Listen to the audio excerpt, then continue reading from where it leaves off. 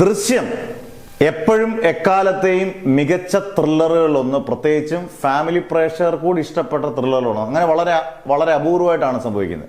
ദൃശ്യം 3 ഇപ്പം social media എല്ലാം തരംഗമായിട്ടിരിക്കുകയാണ് അതിൻ്റെ ഒരു വാർത്ത.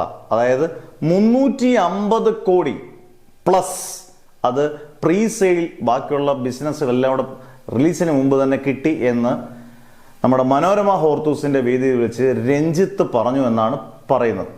രഞ്ജിത്ത് പറഞ്ഞു എന്ന് പറയുമ്പം അതിന് ഒരുപാട് പോസിറ്റീവും നെഗറ്റീവായിട്ടുള്ള അഭിപ്രായങ്ങളുണ്ട്.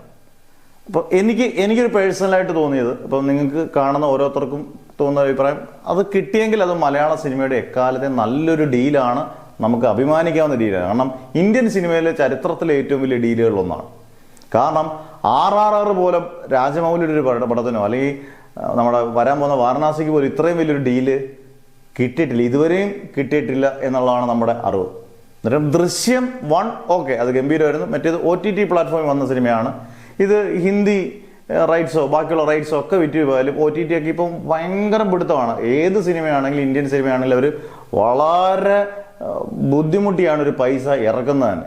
അന്നേരം ഇത്രയും വലിയൊരു ഡീല് വരാനുള്ള ചാൻസ് വളരെ കുറവാണ്. അങ്ങനെ ആണെങ്കിൽ തന്നെ ഇപ്പം ഇത് ചാൻസ് ഉണ്ട്, ഇത് 350 കോടി ഡീല് നടന്നിട്ടുണ്ടെങ്കിൽ എന്തായാലും ടാക്സ് അടയ്ക്കണം. ഇനി കൃത്യമായിട്ടുള്ള വിവരങ്ങൾ വേണമെങ്കിൽ അതിൻ്റെ നിർമ്മാതാവായിട്ടുള്ള ആന്റണി പെരുമ്പാവൂരിനോ രജപുത്ര രഞ്ജിത്തിനോ അടുത്ത ദിവസം ഇത് വളരെ വ്യക്തമായിട്ട് ഇന്ന ഡീൽ, ഇന്നതിന് ഇത്ര കോടി, ഇന്നതിന് ഇത്ര കോടി, ഇന്നതിന് ഇത്ര കോടി എന്ന് പറഞ്ഞാൽ ആൾക്കാർ, കാരണം ഇത് പൊതുജനങ്ങൾ അറിയണമാണ്, ജനങ്ങൾ കാശ് കൊടുത്താണല്ലോ സിനിമ കാണുന്നത്. അന്നേരം അതൊരു അറിയാനുള്ള താല്പര്യവും എല്ലാവർക്കും കാണും.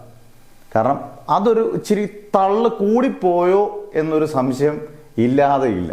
കാരണം നേരത്തെ ഇങ്ങനെ സംഭവിച്ചിട്ടുണ്ട്. ഇപ്പം മാമാങ്കം എന്ന് പറഞ്ഞ സിനിമ 40 കോടിയോ 35 കോടിയോ ഇട്ട് ഇപ്പം 130 കോടി രൂപ കിട്ടി എന്ന് പറഞ്ഞാൽ പ്രൊഡ്യൂസർ ഇട്ടു. സിനിമകളിൽ ഇതൊക്കെ നിരവധി കഥകൾ, കറക്റ്റ് കഥകൾ തന്നെയാണ്.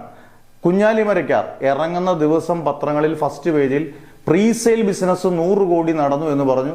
അന്ന് തന്നെ ഇന്റർവ്യൂവിൽ, അന്ന് തന്നെ ഇരിക്കുന്നൊരു ചാനലിന് മുമ്പിൽ നമ്മുടെ പൃഥ്വിരാജിന്റെ സുപ്രിയയോട് ചോദിച്ചപ്പം അങ്ങനെ ഒരു കാര്യം എനിക്കറിയത്തില്ല എന്ന് പറയുകയും അന്നേരം പലരും അത് നിഷേധിക്കുകയും ചെയ്തു. പിന്നെ ഇത് വാനിഷായി പോവുകയും ചെയ്തു. ആ സിനിമ പൊട്ടിയതോടുകൂടി ഇതൊന്നും പിന്നെ കേട്ടില്ല. പിന്നെ സിനിമയിൽ കള്ളക്കഥകളും കള്ള കളക്ഷനുകളും നിരവധിയാണ്.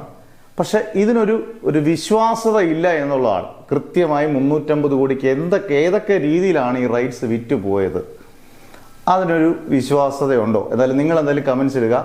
ഇതൊരു അങ്ങോട്ടും ഇങ്ങോട്ടും അടിക്കാനുള്ള കമൻസ് ഒന്നുമല്ല. മലയാള സിനിമയ്ക്ക് അങ്ങനെ കിട്ടിയിട്ടുണ്ടെങ്കിൽ അത് അഭിമാനിക്കേണ്ട നേട്ടമാണ്. കിട്ടിയിട്ടില്ലെങ്കിൽ അതിനെക്കാട്ടി നാണക്കേട് വേറെയില്ല. കാരണം ഇങ്ങനെ തള്ളുന്നതും ശരിയല്ല.